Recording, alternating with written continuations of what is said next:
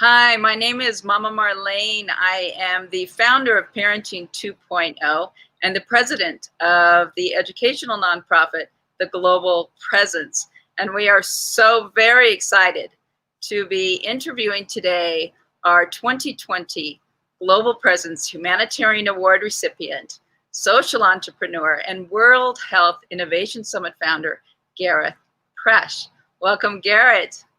Oh, it's a pleasure to join you, Marlene, and guests and friends. I'm absolutely overwhelmed and grateful for the fantastic opportunity that's been given to me here this evening. So thank you. Well, you have been so gracious and so lovely. Of all the recipients, we've had 9 recipients today. We began bestowing the award and recognizing individuals who had contributed magnanimously in the life skills arena in 2012. So you are our 9th recipient. And in even years, we typically have an international conference. We've had an international conference on 4 different continents. And our 5th international conference was scheduled for this weekend, P2O Talks 2020 in Bahia, Brazil. But due to COVID, all of us have been requested to pivot and do things differently. And you have just been so marvelous in even helping us set up this virtual presentation today. So I just want to thank you, not only for being an amazing humanitarian and life skills professional and entrepreneur in the world, but also in this very moment at the hour when it was necessitated that we are flexible and we pivot, how graciously you have done so. No, it's my pleasure. I'm, as I said before, like I'm grateful to be given this award. Surprised totally, but I mean, I'm very, very grateful for this award. Like, so thank you very much. And for those who are watching and listening in, it's actually that's it there in the background. So I'm very, very grateful, Marlene. And it's just unfortunate we couldn't do it in person and we had to do it virtually because of the COVID situation. But we're going to make the most of it this evening, and I'm really looking forward to having this conversation. Well, it really was an entertaining road to today, because we have ambassadors around the globe, but we had multiple plans for different ambassadors, even within the UK, to come and gift you, present you with the award personally. And then the restrictions kept getting higher and higher. And then at one point I said, oh my goodness, I'm going to have to call Gareth and say, hey, Gareth, we're going to ship you the award. Can you hold it up? Take a selfie. And what is so marvelous about your personality is I wasn't even shy really to do that. I knew you would just laugh and say, game on, Marlene. And so we did. We shipped the trophy.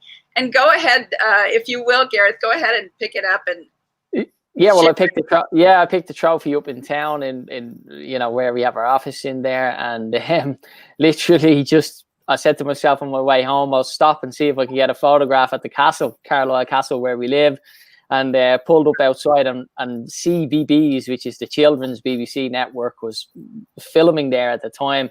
And I literally asked one of the photographers to take a photograph of the trophy and me and the trophy. So that was the story, which was quite remarkable, to be honest with you. But yeah, very grateful to receive the trophy, and very much looking forward to fulfilling the obligations of this year and helping and doing whatever I can to support, Well, I want to take a moment and share for those who are really new to Parenting 2.0 advocacy and the work of the Global Presence, what our overall mission is, our overall focus, and why particularly we really wanted to recognize your pioneering achievements. Our primary mission is simply promoting professional education for life skills used daily. And when we say this, a lot of people are, oh, life skills, We don't typically have professional. It's not common to have professional education for life skills. And the consequence of that is that we actually have a very impoverished, not only an impoverished educational process, but we have an equally impoverished understanding of the definition of the word life skills. So I want to begin by sharing Parenting 2.0's definition of a life skill. We define a life skill as a skill every human being learns in some measure. So for example, emotional literacy, From the moment we are born, the moment we are carried by our parents or anyone, we are learning emotional literacy, personal care. Every single human being on the planet is involved and engaged every day in some level of personal care. If we do not eat, we die. If we don't sleep, we die. So the critical thing about life skills is they are not optional. It's not something we get to choose to learn or not learn. We are all in the classroom of life skills education all the time. And the fascinating fact is that even though these are the skills we're using every day throughout our lives, all of us, all 7.5 billion in birthing, they suffer a very antiquated educational process primarily, and that is the classroom of parenting 1.0.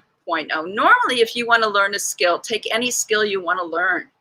Who do you go to? You go to a qualified professional, somebody who knows, who has been formally trained. If you want to fly an airplane, you learn from a professionally trained pilot, right? Not just anybody. But when it comes to flying our human plane, the primary classroom is parents. So, and between the ages of 0 and 18, yes, between the age until we become adults ourselves.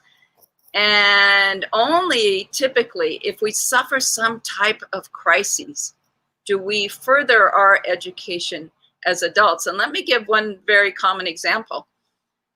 Marriage is a common institution on the planet, and many people spend a good amount of money when they get married, or however the arrangement is. So there's great concern paid to the financial part of it. But when it comes to the emotional literacy part of it, the communication, it's much more difficult to live in constant, 24 hours a day, 7 days a week relationship with someone. So that's a higher level of emotional math.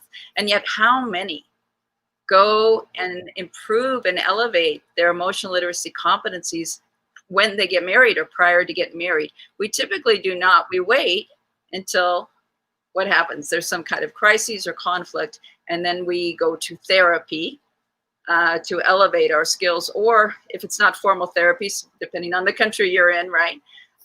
You go and you speak to somebody.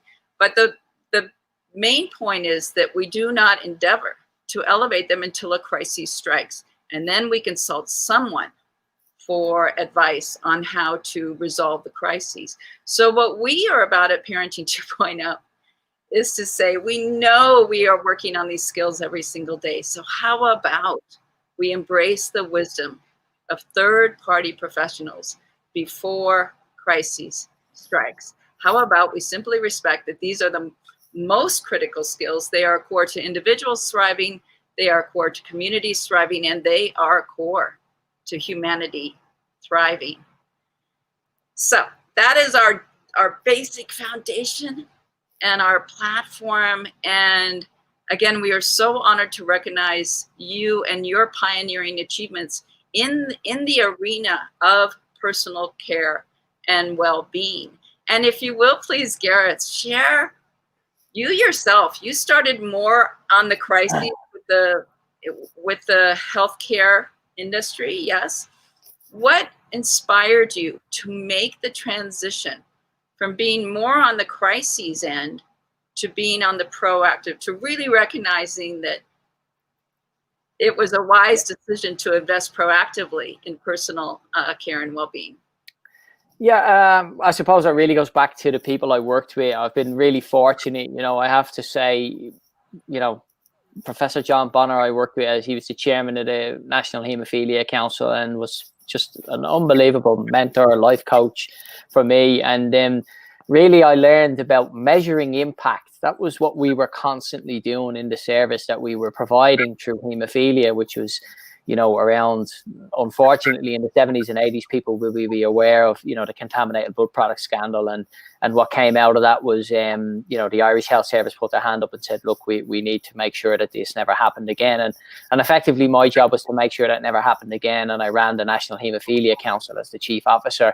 And then I worked in the blood transfusion service in terms of the national programs and hemochromatosis and various other sectors. And it was always in, shall we say, variant CJD, for example, all these areas which is around blood. So the level always had to be at the highest level. The standard was always at the highest level. And we were always striving for the best, to improve, constantly improve. And that was driven by the patients, because we worked so closely with the haemophilia patients in Ireland. And really, that's really what set the stall out, in terms of my journey, because when I moved to the UK, and this was purely for family reasons, we came here, we decided we were going to have we had our first child, Mia, who's 7 now. And we decided that we wanted to leave Dublin and set up our stall here in Cumbria, in the UK, in Carlisle. And I instantly just said, right, well, I'll join the NHS and just see what it was like. And it was at that point in that journey where I began to see, well, the health system really is a sick care system. It's based on, you get sick first and then we treat you. And we're very good at that. Like, we are excellent at that. However, if you begin to invest, and it's very funny, we were talking to the CEO of the German Stock Exchange the other day. We're doing some work there with them around their carbon credits and various other projects that we're involved in. But one of the areas that was fascinating, he was talking about intangible assets, which is what I'm heavily involved in, because the intangibles is what you can't measure. Most people believe you can't measure prevention, which you can. You can measure everything, like everything can be measured. And that's what I did when I decided to leave the NHS and set up the World Health Innovation Summit as a platform. Basically, the initial concept was to support the local health service here with recruitment and retention, because it really struggled. And then that's quite easily done, because you bring thought leaders to the region, you disseminate the information through peer-reviewed journals, and then you attract the staff off the back of it. And that's how we kind of what I taught in the initial process. But then I realized I met a futurist, an amazing man, again, very fortunate, Professor Leif Edvinsson, Brain of the Year in 2012. Just an amazing man. And we had this conversation, and he instantly said, he just started laughing. And just when I told him what I had in mind, he just said, yeah, this is the future of healthcare, And that was 5-6 years, and I began to tell him about, we set up WIS Kids, which was looking at the children, health, wellness, mindfulness in schools, WIS at work, stress management in the workplace, WIS seniors, falls prevention, quality of life, loneliness, but wisdom, knowledge transfer, huge opportunities in the senior space, massive, which is untapped. And then looking at technology to stitch it all together from a technical perspective. And then green, which looks at the environment, energy, waste, and water. And through the platform, the platform is an entry point into any health economy in the world. And off the back of that, given my knowledge of the system, we can generate a circular economy. It's quite easily done, so there's already a revenue stream there. And our model is based on creating value shared. And so the methodology that we had over a 3-year period, I effectively mapped it all. And then we were able to demonstrate £1 in, 36 back in societal impact. Then I had the opportunity to address, audience in Geneva, and I met with the Director General of the UN's Special Advisor, Roland Schatz. They had just set up this initiative, 25+5 leadership platform, to the UNGSII Foundation, which was basically set up to accelerate the 17 Sustainable Development Goals. And at the time, they said to me, "Look, would you like to join? Would you lead on SDG 3?" And at the time, I didn't really know what that was. And I looked into it. It was good health and well-being. And he said, "What about education as well? SDG 4, quality education." And I said, "Well, I don't really know much about education." And he said, "Well, health leads into education." So I was like, "Yeah, absolutely." So I'm good with that. And then for the last 2 years, I've been working flat out with Roland and colleagues around looking at projects that we could then look to drive investment into that would implement SDG 3 in these cities around the world. And then at the same time, recently with COVID, when COVID hit, Pope Francis set up the COVID-19 commission. And I was asked, would I join as part of the health team looking at the future, so in group 2. And we produced a number of newsletters around what we could do from COVID's perspective. But what we focused on was what could you actually do as an individual, like you say. So looking at the immune system, we're very solution focused, so I think we have to be realistic about the likes of a vaccine. It takes time. And so we were looking at how do we bring solutions to the table? How can we help local people with the life skills, as you say, like how do we give people the tools? But it's also navigation, one of the most important things is navigation. So that's a very short summary of where I've come from, how it happened. It happened from a tweet, by the way, as well. Like, you know, I sent a tweet out. I asked friends, would they be interested in coming to Carlisle, Cumbria? And lo and behold, a couple of months later, we had this amazing event in Carlisle, where, you know, we had major thought leaders come from Austria, from, you know, all over Europe to support us. India, for example, they came, Greece, and that was the initial start of the WIS. And then it just spread, and we had 23.6 million, I think, Twitter impressions from the first event. And that's what really, you know, galvanized me to think, wow, this is a platform that is really powerful, because I don't know, I could stand corrected, but I don't think there's any event out there that hits that sort of numbers in terms of its reach from its first event. You know, that was significant, you know, because you know the power of marketing yourself, you know how important that is. So that really gave me the impetus, because my wife had worked in TV before, and I understood the power of media, and I understood the power of social media. So when I was putting this all together, and then I realized that the health system as well, you know, needs support. Like, you know, one of the most important things for me is to help my colleagues who are in there at the moment. You know, it's under so much pressure. We don't have the staff. You know, we're facing huge challenges by 2030. 18 million staff shortfall, you know, rising population, aging population, pressures on the system. You see with COVID-19, the pressures on the system at the moment. We've lost a lot of colleagues as well, unfortunately, have died during this situation. That will have a knock-on effect. And also you're going to see a real change in the dynamics of healthcare provision in the future. I really do believe that there's a Pandora's box open, and I think we'll focus more on prevention. I think it will go very quickly. And I think there's a number of reasons. I think you see the situation around trust is going to play a huge part in this, because trust, in my opinion, is the oil of the future. You know, and you've got to be completely open and transparent. And I think that's one of our advantages. We're a social enterprise. We're a not-for-profit. Like, we're set up in terms of generating value and then reinvest in it. And as a company, that's what we're intended to do. So we have to be paid for our services. We deliver those services, and then anything profit-wise is reinvested back into the local communities. That's how this is set up. And this platform, 7 billion people, you know, that's what it's there for. And the other thing, the methodology that we have can be applied to any local community and set up on a circular economy basis. So you can create new jobs, improve people's health and well-being, support the local health economy, and deliver the 17 Sustainable Development Goals, all on a platform. And that's really what this is all about. Well, what is the first thing you addressed that I think is so pivotal and so critical is you mentioned the fact that when people think, or when you mention, you know, healthcare, what people are really thinking is silk care, right? If we talk about a healthcare business, they're thinking hospitals, right? I mean, they're thinking about where people go once they become ill. They're not thinking gyms and, you know, programs for actually nurturing optimal health. So this is a prime example of where in the life skills arena, we typically don't do very much until we are dealing with crises. So the fact that you made that pivot and you said, wait a minute, you know, something's missing here as part of the equation. And it's with anything else, you know, an ounce of prevention, a pound of cure. We are already, as governments and as, you know, as countries, we are spending trillions of dollars in crises mode for our lack of greater commitment. Greater societal commitment, right? If we just leave it in the family and wait until everything falls apart, but greater societal commitment before a crisis strikes. Tell me for a moment, let's break it down for everybody brand new to all the things you're doing.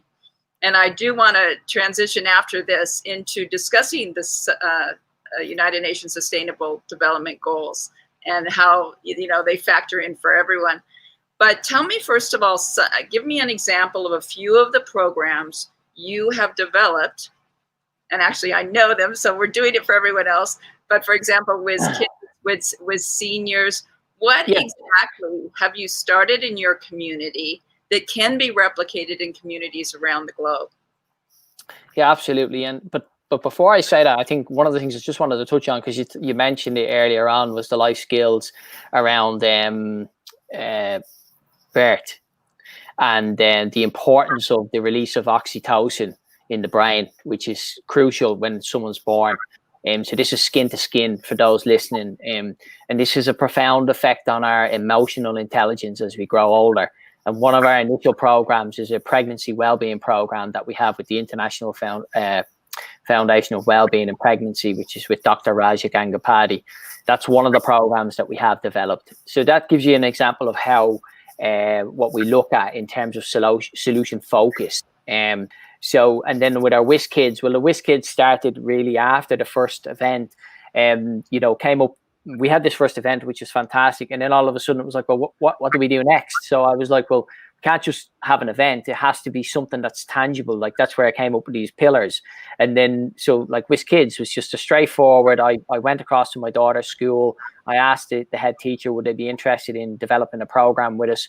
And then we developed this program, worked with Sonny Cox and My Way Code. And we developed this framework around how we could support children's emotional and physical well-being. We managed to, I think over 4,000 children across the county here. The impact was substantial. We measured all that impact in terms of, their mental health, their well-being. People, we said, how did you do that? So what I did was the very first thing that I said to everyone when we were working on this project was we need to measure the outcomes. So we set up this very simple measurement. So we asked the children at the start, how do you feel? And then how did they feel at the end of the session? And then you just measure that and you accumulate that. And that's how you get your return. And then, there was other projects that we set up in the community, which was for everyone, in terms of even cancer services, and we did a session for our elderly care with a GP practice with the NHS, where we were looking at well-being in the community, where we were helping the local GP practice and in terms of, offsetting long-term costs. So because the GP can only see so many people at a time and they're inundated with people, they don't have the time. And a lot of those people they repeat, because they're lonely. Okay, so we set up a program where we could look after, patients in a setting where we could see 30, 40 people at a time, and then look at massage therapies and yoga, Pilates, all these different things. And all these things are alleviating pressure, but also at the same time, they're improving people's quality of life. They all have a knock-on effect in terms of economics. And just to give people an understanding, like in the UK, for example, a suicide is about 1.67 million pounds. People might be saying, well, how does that work out? Well, that's tax and that's everything. Once someone commits suicide, there's a huge economic cost, not only to the local people, but to the wider community. And you can easily invest 50,000 a year into a preventative program, which will probably yield maybe 30 or 40 lives. So you do the maths on that, in terms of economics. So, there's a huge value proposition here. It was the same with the events. For example, when we brought people into Nottingham down in the UK, we had 5,000 people into the city. Okay, all those people come into the city, they're paying money, they're spending money. This is an economic value. At the same time, it's like a GP practice at scale because you're able to disseminate information around their health and well-being. So it's a really great opportunity to create this circular economy where all businesses are flourishing within the center of the city.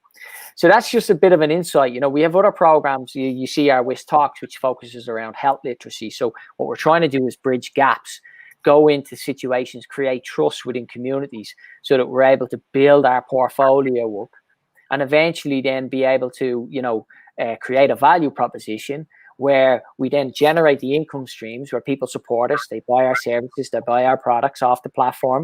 And then what we do is we cover our costs and then we reinvest that money back into the community. And what that means is reinvesting back into community projects. So the WIS Kids, the WIS at Work, the WIS Seniors. And then each individual in that community then knows, well, the WIS is actually a social enterprise that is societal driven, which is next generation platform. So you look at the situation with COVID at the moment, 400 million people have lost their jobs. You have over 30 companies in the world who are generating nearly over 100 billion pounds worth of profit. But yet less than 0.5% of that profit is going back into preventing COVID or supporting COVID initiatives. Now, for me, business community needs to do more. What I'm saying is when we get this platform up, and remember, the WIS platform will be replicated. There'll be plenty of people out there seeing this will go, wow, this is an idea. We can do this on multiple domains. This is next generation here. And then what happens is you have these community initiatives, and basically the community then is self-financing everything.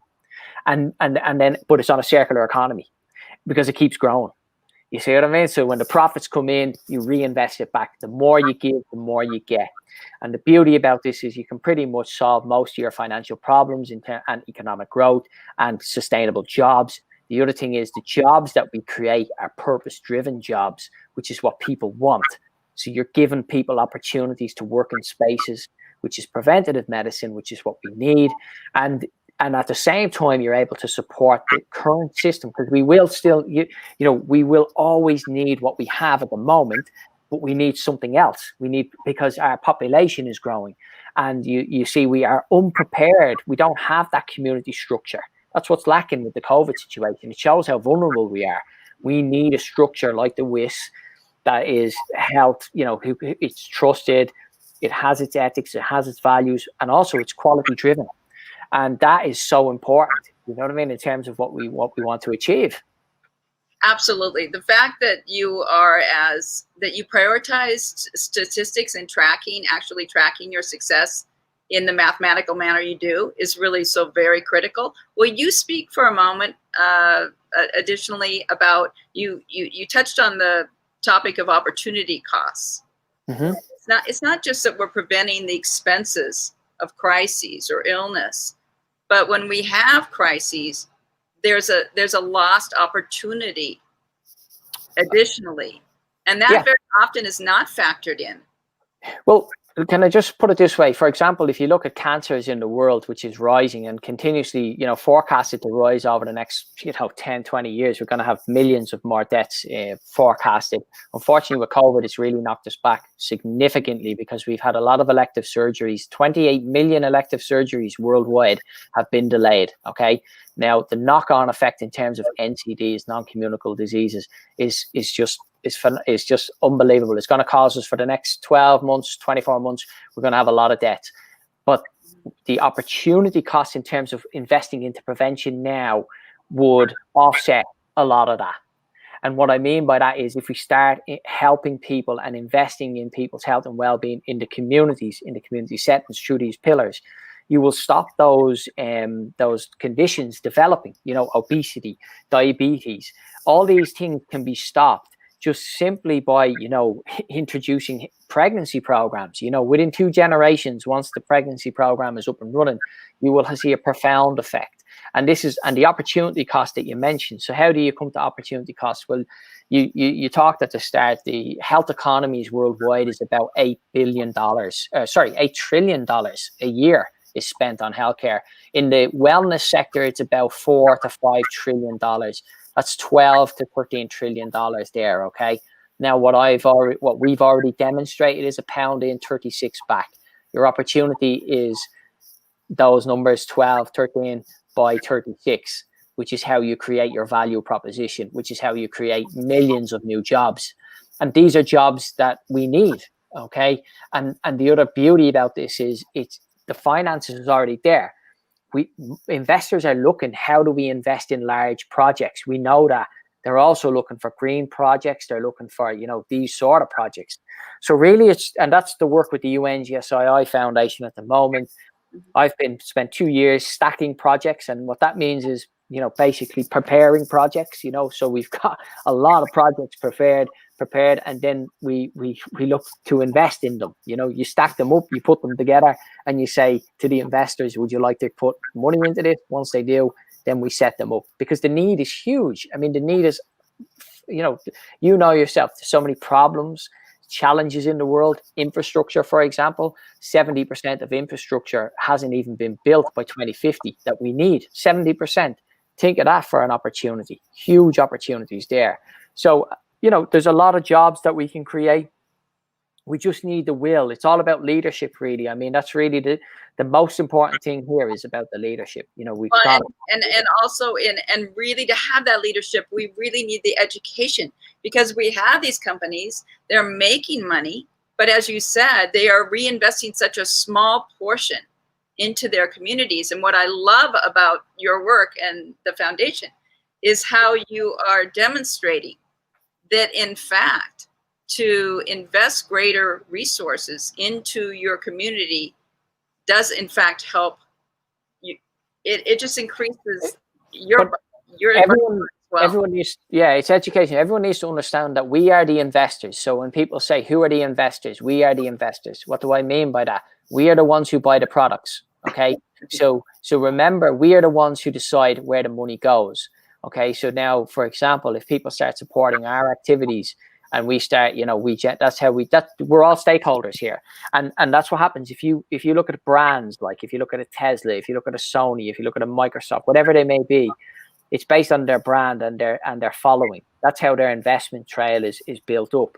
But what you see now in terms of ethics and standards and through the SDGs, for example, only money will be loans and borrowing will only go to those companies who are implementing the 17 SDGs. This is coming into law. This is a fact, right? So that's all index linked, okay? And what that means is institutional investors or faith investors who, some of the people we're working with, they will be looking for sustainable companies. They will want to work with those who do good. That's really where we're trying to, that's where we position ourselves. That's where we want to be. Like, ultimately, really helping people. Let's slow down just for a moment, Gareth, and explain, because some people do not even know what SDGs, when we say SDGs, what we are referencing. So let's just take a moment and discuss why SDGs are so significant to everyone on the planet. Yeah, well, previously there was the Millennium Development Goals, but the Sustainable Development Goals basically are a blueprint to achieve a better and more sustainable future for all. They address the global challenges that we face. Poverty, inequality, climate change, environmental, peace and justice, health. These are the SDG 17 goals. From goal 1, end poverty. Goal 2, zero hunger. Health is 3, education, quality education. 4, gender equality and women's empowerment. For 5, water and sanitation. For 6, goal 7, energy. 8, economic growth. 9, infrastructure. 10, inequality. 11 is cities. 12, sustainable consumption and production. 13, climate change. 14 is the oceans. 15, biodiversity, forests, deforestation. 16 is peace, justice, strong institutions, and goal 17 is partnerships for goals. So, these are the sort of goals and frameworks. 193 heads of state, kind of effectively, they endorsed these, as a kind of mandate. And what I said was, the foundation that we're working with closely as partners, UNGSII, was set up to accelerate and implement the 17 SDGs in initially cities around the world, 25 plus 5 Indigenous communities, and then look to broaden that through its network. And we're doing that at the moment with UN Habitat, for example, with their cities program, extended to 150 cities. So these are the sort of things that we're doing at the moment. And what the WIS is doing is bringing the health element, and we're bringing our expertise, So there's a big team, like I have to also thank a lot of people who've supported me up to this point. There's many people who have supported me up to this point. So my family, my friends, my colleagues. So it's a big I hope that explains the SDGs though. Yes, I would like to discuss how are the SDGs, what did we learn from the Millennium Development Goals? What are we doing different now?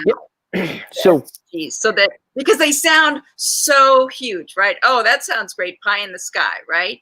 And 191 countries signed on to the Millennium Development Goals, but we did not reach them. So what are we doing different with the SDGs?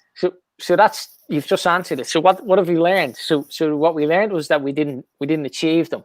So they didn't work. And why did they not work? Because they weren't linked to anything financial.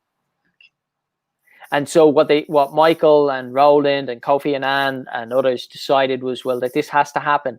And the only way to do that is to set up an index. And we need to index the financial records, and we need to monitor what the companies do, the top S&P companies in the world, top 500. We have to look, what do they spend their money on? And we need to see, do they link to the SDGs? And at the same time, align the policy to say they have to put the money into the SDGs. So there's a report. It's done every year. You know, there's the SCR 500, which is an investment report that the UNGSI Foundation. And that is accessible to anybody that requests it, correct? Anyone who wants it, it's online. I mean, I can post the links in the chat line later on. So it's again SCR 500, correct? SCR 500. It's on the UNGSI website, so you'll find it there. And you said that it's not going to be law.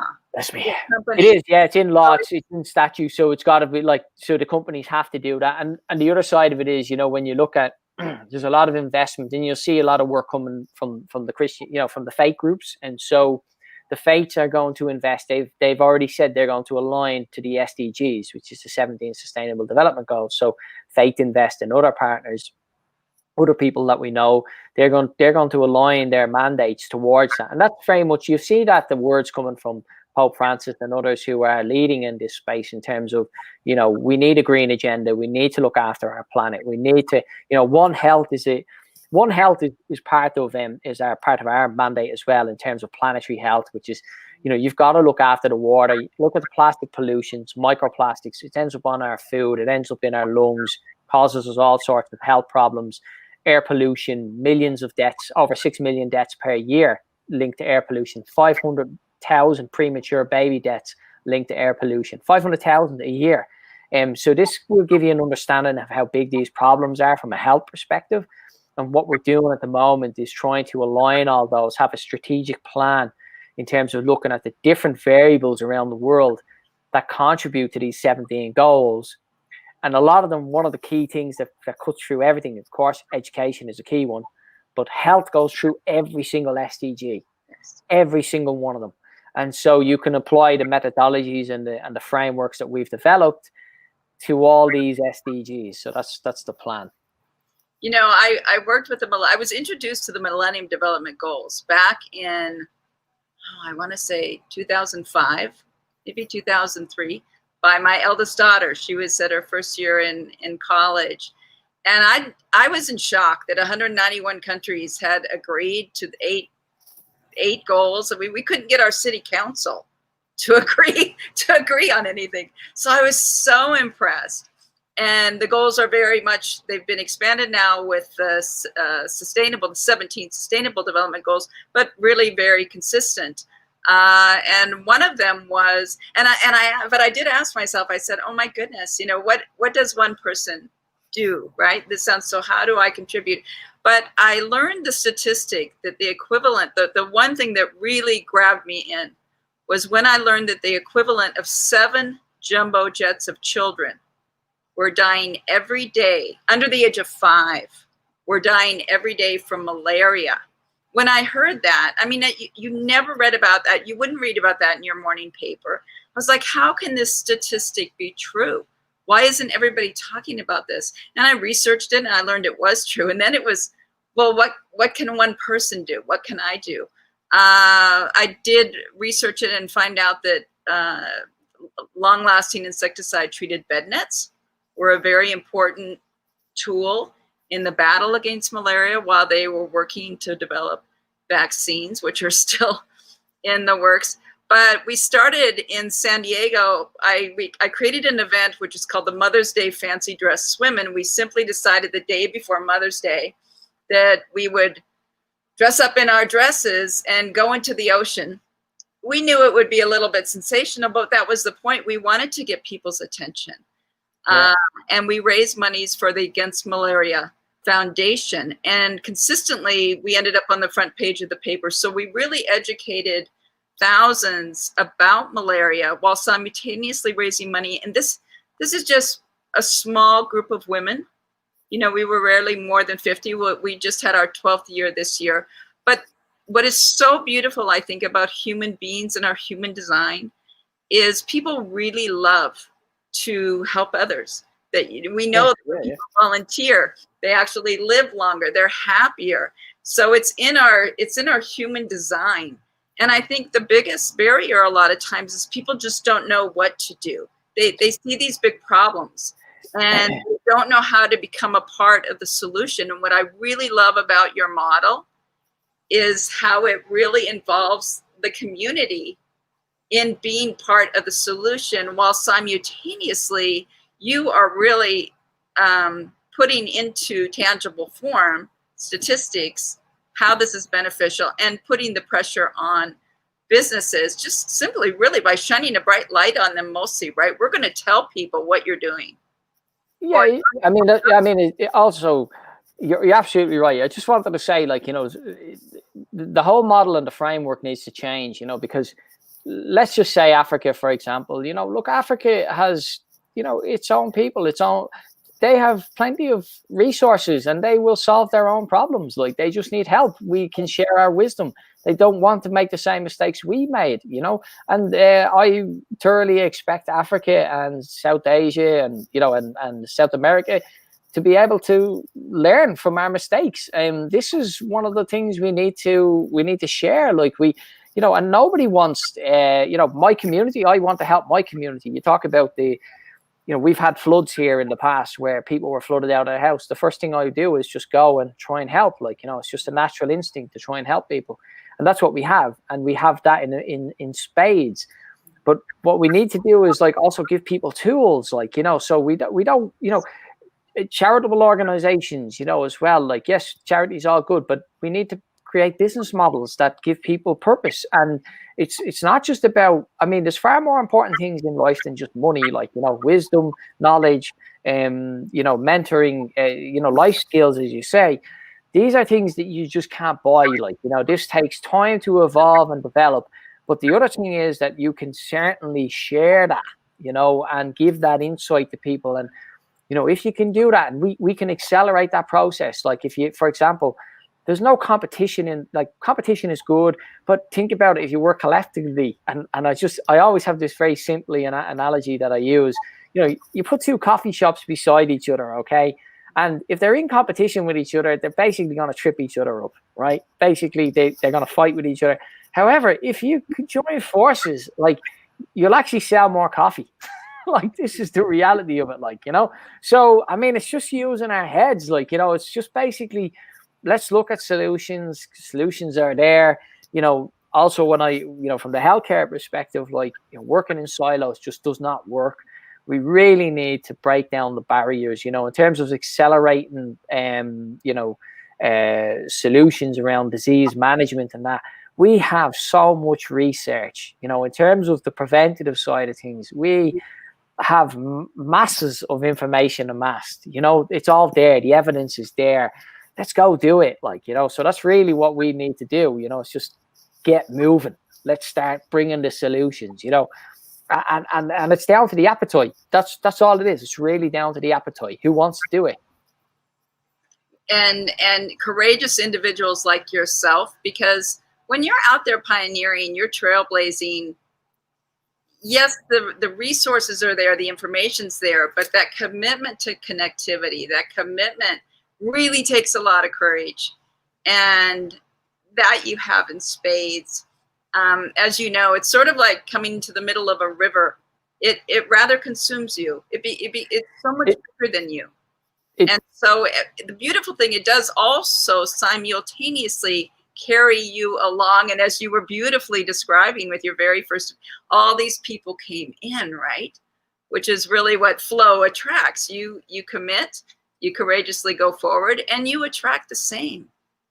That's true. And then it's like, I think I talked to you before about stretching and that, but one of the other things as well, like when I worked in the health sector, I know the health sector, I know it. There is such an opportunity there in terms of value creation, because the whole system is basically in a mode of like cost containment all the time, rather than looking at the opportunities, which is value creation, right? Which is which is how it should be looked at. And the public sector, can you imagine if the public sector start looking at it rather than how much we spend, how much value do we create? That's enormous, like, you know. So when you look at, for example, just an infrastructure project, well, how much value does that add? Huge value it adds. And so what I'm saying is, when you look at human capital, intangibles, which is people's health and well-being, when you patch someone up or you save someone's life, you know, the human side of that, the knowledge transfer, those individuals go on to be the next Steve Jobs, Bill Gates, whoever it may be. Think of the value you've created there. That's enormous. So, and the other side of it is, within the health sector, I know myself because I've worked there, you can create a whole new circular economy. And what I mean by that, you can affiliate with the local health services. They already have a supply chain which can help and support your activities. And then you generate that value chain, which means you're creating new wealth, and the government is making tax returns in terms of job creation. And so there's no stimulus really needed. You just need initial seed funding. So there's, I mean, in terms of opportunities here, like it's endless. And the beauty about this can be applied to any single SDG. Like that's one of the things I've been speaking to Roland about, which is, you can apply this to environmental, forests, whatever it is. You can set it up. It's not a problem. Environmental literacy is one of the life skills we recognize. Everyone is in environmental literacy class. Some people like to say, oh, those are the environmentalists, but really we are all in environmental literacy class. We are all breathing air. We are all utilizing our environmental literacy skills. And what's amazing is that very few really are. I only myself received a green certification and learned a lot just in the last few years. These are teachable skills, and they're core to individuals, communities, and the communities we construct, thriving in humanity as a whole. So again, you're doing so much work. One of the analogies I like to reference as for people looking long-term on really sort of changing a paradigm of how things are done, it wasn't that long ago that a small group of people had the idea that children need not be limited by parental competencies and resources in the academic arena. 300 years ago, if you weren't wealthy, if your parents didn't have access, right, then you would never learn to read and write. And while there are enormous opportunities which people will cite in education, the fact that we have gone from 12% of the population reading and writing just a very short time. Today, 95% of the population under the age of 25 can read and write. That's a huge confirmation of what can happen when just a small group of people have an idea of doing things differently. And we have the same vision for life skills. Right now, life skills are primarily learned. They are primarily defined by parental competencies and resources, unless crisis strikes and then people pursue. So again, what we love about what you're doing, Gareth, is you are expanding the education, prioritizing it within the community in a manner that is scalable around the world. Yeah, and also creativity. Like, let's not forget that when you're a child, when you enter school, like you have such enormous capacity for creativity. Unfortunately, that drops. Like, so when you go into school, when you enter school at 3 or 4 years of age, your creativity levels are up here. When you leave school, they're down here. And this is a huge problem, like, because, for example, if we want more creative people, if we want more to stimulate, the likes of, what we've seen in the past, people who have worked really hard to achieve those goals, shall we say, it's really hard. It's a hard process. It takes a lot of creativity. It takes a lot of stamina, a lot of resilience, and all these things that we try to teach our children. If we want more of that, we need to give that oxygen, and that's one of the things, on this journey that I hope in the future that I can help people with, is to try and create more people who have this hunger and desire to become an entrepreneur, to become a social entrepreneur. But you know what it is? It's really hard work. It's a lot of hard work. And then, but it's also very passionate work, so, but being given the tools and the resources, and I mean the help, and that really comes from state agencies, and that comes from people. There has to be an understanding from banking and financial institutions of what it takes to get to this point, 5-6 years of complete and total focus. And that means you've got to sacrifice a lot. Okay. And that means you've got to say no to a lot. And a lot of people do not understand what that takes. That's understanding. And that if we want to create more, equality, more deliver the SDGs, we need more of this. We need more oxygen into this space. We need more understanding what it takes. And, just some of the things I hope that we can kind of address over the next few years, because, I recently, just this week coming, actually, I'm speaking to I've been asked to mentor the UN's chapter in San Francisco. and to mentor a student there. And I said yes. And the reason I did that is because I want to give back and I want to try and help those who are starting on this journey. Even though I'm still on this journey. I'm still learning every day. I still enjoy it. But to be able to share the pitfalls, what it takes, really, you just have to continuously keep going, which is really hard to do. You've got to keep motivating yourself. You've got to know when to rest. But also the stresses and the pressures that come with it, I think they're very unjust. If you ask me, I think they're a little bit, and I'm not just talking about myself. I think for entrepreneurs and social entrepreneurs, they don't get the financial support or the kudos that they really should have, and they should get more support. And that's something I would love to talk to governments about, love to talk to financial institutions about, because there's so much pressure on these people, because people have to understand when they start these businesses, a social enterprise, for example, they're not seen like a commercial entity. They don't get the shall we say, the money up front like a normal business do. They don't go for the seed funding. It's all just done on their own, which is so much hard work. And this is one of the opportunities that companies, when they are being recognized for contributing in this manner, and this is one of the arenas precisely that they can take greater leadership role. Definitely. And I mean, that's what we see with, if you look at institutions, you look at ESG investment, for example, which will go into SDG investment, like you're seeing bonds and social bonds being raised.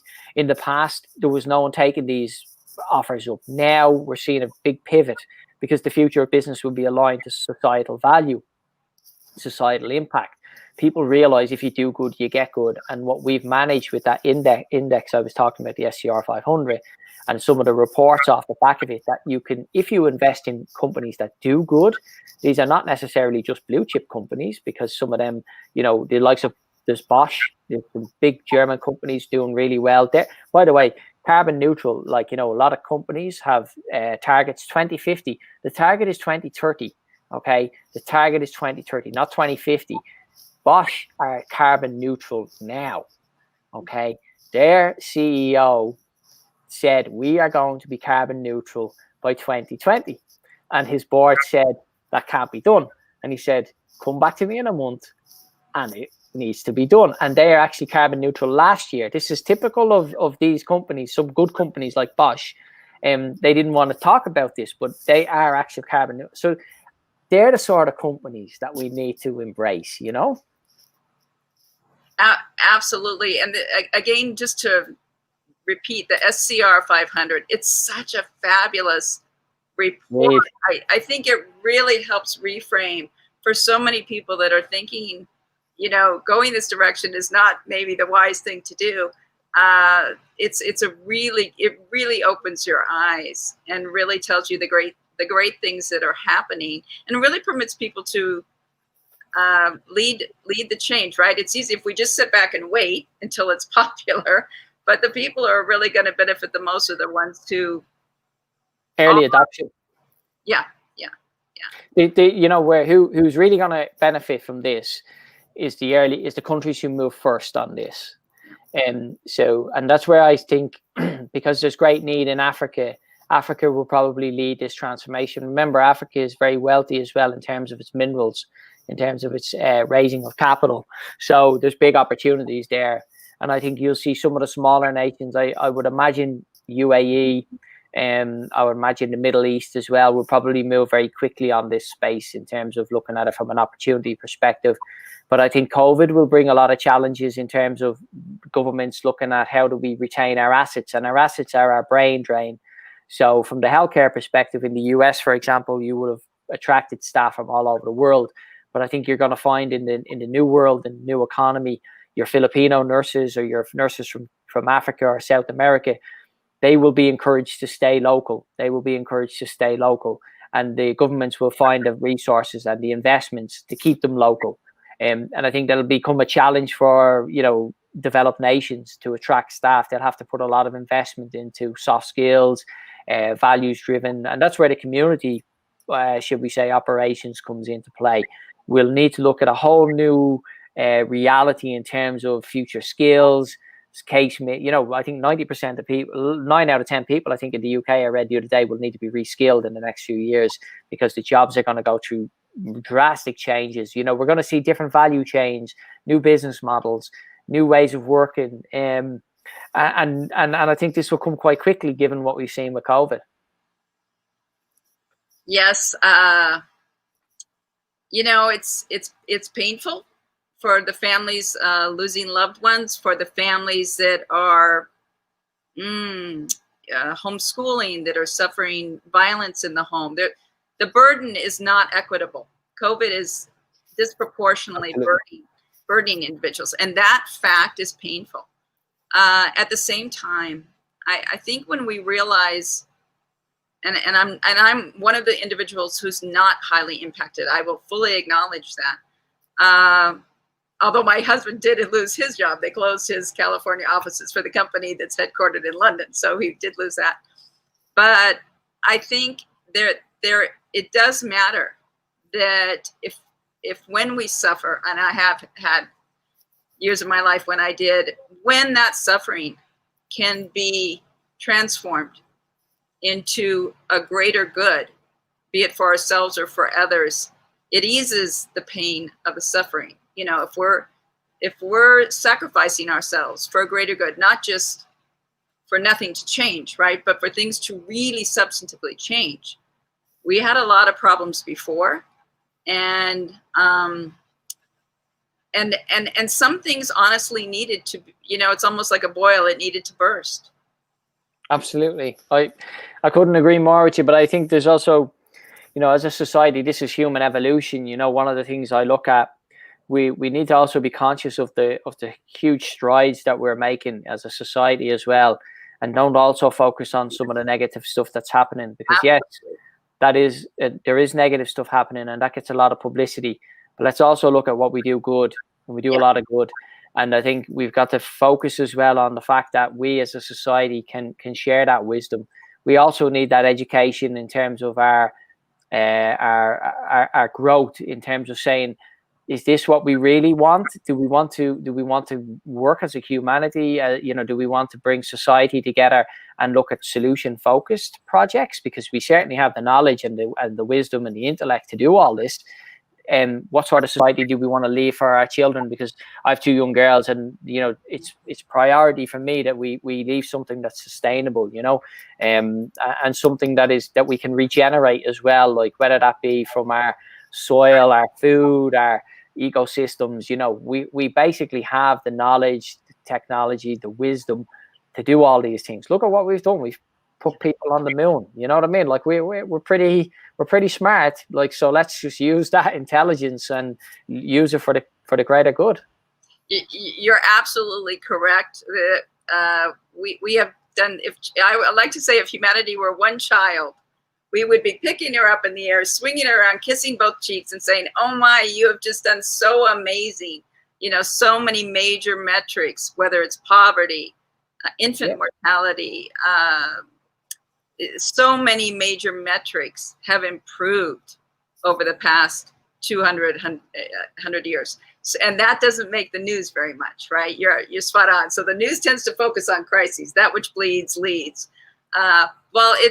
This is a great point on which to wrap our hour and our recognition of your great works. We are committed to focusing on those that are being creative, that are contributing in magnanimous ways to raising the bar, elevating the bar on life skills education on the planet. And again, it's an honor and a privilege to recognize your great work and to have you share with us all today a bit of detail about what you're doing. There's so much you're engaged in that we could probably spend a week talking about all the different projects.